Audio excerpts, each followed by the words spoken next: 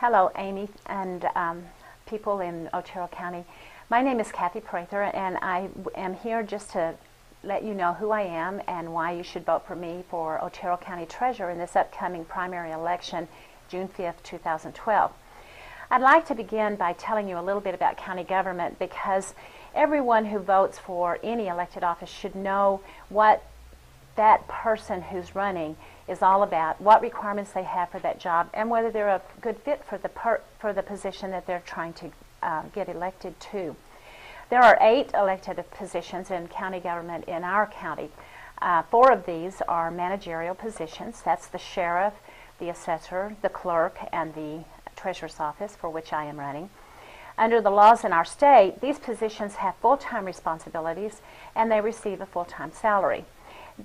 People who assume these positions actually need to quit their job that they have currently and become invested totally into the management of these elected offices.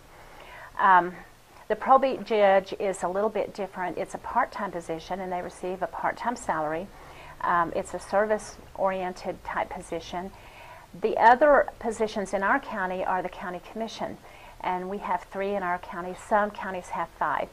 Those are positions that represent certain districts in our county, and they serve as a board. Their authority is as a board. They have no authority except as they vote on that board.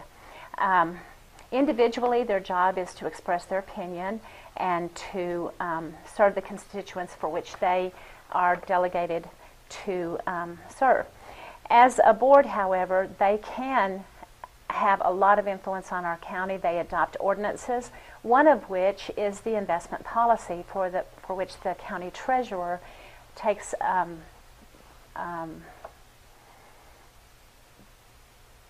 lost my words. We can cut that out, right? One of which is the job that the county treasurer has to enforce. The county treasurer is the one that invests all the money in our county government and takes care of that money. She is delegated in our state laws to be the person who actually is the safekeeper for that money. She's the only one, and her staff are the only ones that are allowed to touch the money. No other commissioner or any other elected official is allowed to have access to that money. She pays the bills through the warrant system, and the bills are written out of the finance office. So you see that there's a very delicate but very well constructed balance of power in county government. Our county government here in Otero County has some really great investment policy provisions in our investment policy, and we have had a top-notch record in investing in our county and keeping our county safe. That is not the case with all county treasurers. We've had some problems throughout the state, and even at the state treasurer's office there have been some problems. And these are precarious times in our county government and in the state government, and as you know, in the national government at the economic level. And we strive very hard to keep things as rigid and safe as we can. And I believe our investment policy does that. It does achieve that goal. We have $20 million in our portfolio. At different times during the year, it is more or less according to what is going on during the year and according to what time of the year we're doing tax collections. So it's a huge responsibility to do the investment for the county, and the county treasurer that we have right now, Grace Gonzalez, has done an exceptional job, and we have a great record. Our other responsibilities in the county treasurer's office include collecting all the taxes and distributing those, but also there's a monumental amount of record keeping, and we have great transparency in our county treasurer's office right now. We have over a 30-page report that we issue every month to the county commission and to anyone else who's interested in receiving it. We also have a quarterly report that we give to the Department of Finance and Administration in the state of New Mexico.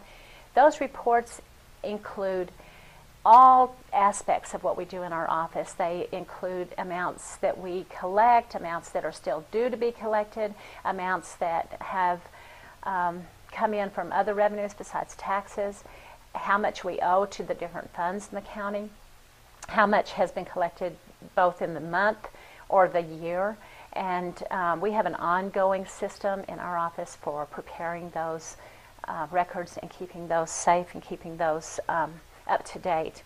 As a matter of fact, the audits that have been done throughout the year, throughout the many years that I've been in the office, have come back with, we've had fantastic audits, and we have a great record of compliance and record keeping. One of the audits that have been performed recently by the State of New Mexico Department of Taxation and Revenue in conjunction with the Property Tax Division is a tax fraud audit that has been done on all the tax offices throughout the county, throughout the state, I mean. Every county treasurer is subject to this, and we have been as well. We've already passed our audit with flying colors with no findings at all. The other ones that have come through have had findings, and there's been some programming problems with some, but our programs have been perfect, and we've done a great job.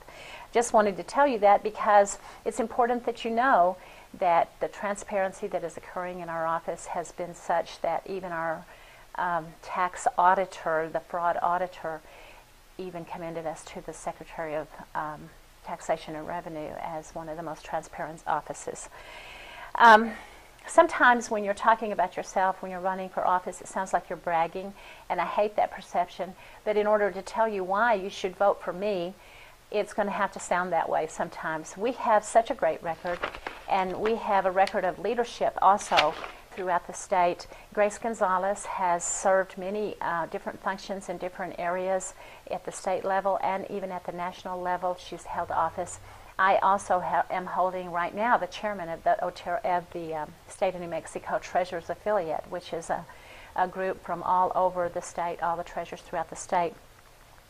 We help each other in a number of ways, but most of those, the two main ways that we help each other are that we watch for legislation, rules, regulations that could come down the pike that could help or hurt our counties, and we lobby for those, either in affirmation that we think it's a good thing or against that as something that's not a good thing. So we have continued to do that through the years, and we continue to do that. And I vow to you to keep that commitment going and trying to keep our offices as transparent and as safe from regulations and outside national regulations that could hurt or help our counties. Our collections in our county are at 99.8%, and our accuracy in reporting is 100%. I'm running for this position because I want our county to have the best that there is available.